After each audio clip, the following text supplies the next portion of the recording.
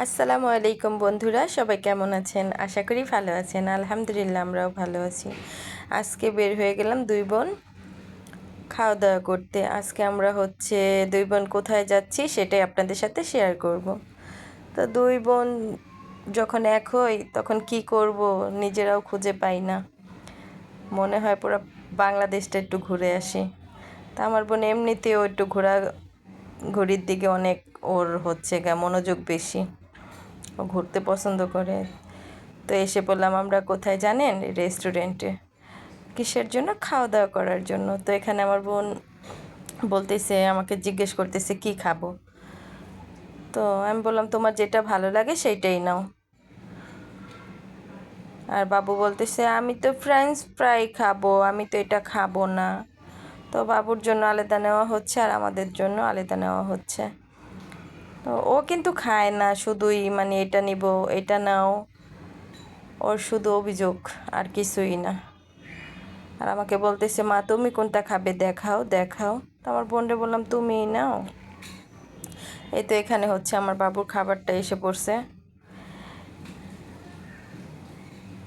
বাবু কি আর একা খাবে? বাবুর দুইটা মা আছে না, মা দুইটা সহ খাবে। তো বলতেছে মা আমি এটা খাবো। আমাকে হ্যাঁ তুমি খাও, এটা তোমার। আর এর পাশে আমাদেরও খাবার এসে পড়ছে। তো এই যে খাবার এসে পড়ছে, এখন আমরা খাওয়া দাওয়া করবো। এটাই, দুই বোন বের হলে কোথায় যাই, কোথা থেকে কোথায় যাই কেউ বলতে পারি না। দুজনেই ঘোরা ফেরা পছন্দ করি একটু বেশি।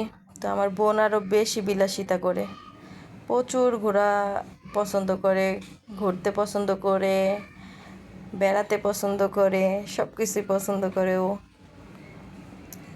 তো এখানে আমরা খাওয়া দাওয়া শেষ করব। খাওয়া দাওয়া শেষ করে কাকার বাসায় চলে যাব।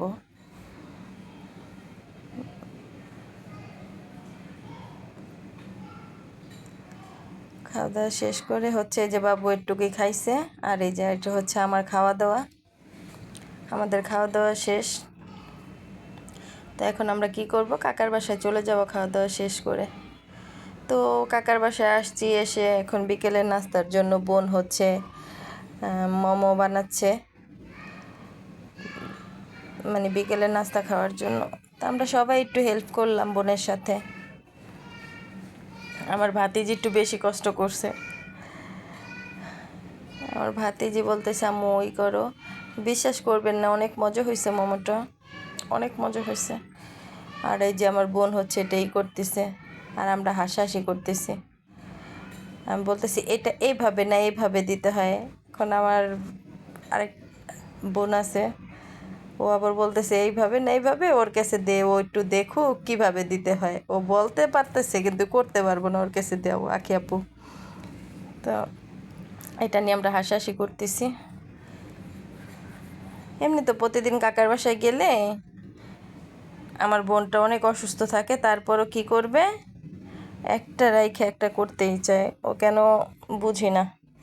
ওরে হাজার না করলেও বলবে কী খাবি বল, এইটা ওইটা। তো এই যে আমার ভাতিজি আবার কী করতেছে, এখন মোমোগুলো চুলায় দিতেছে গরম পানির উপরে।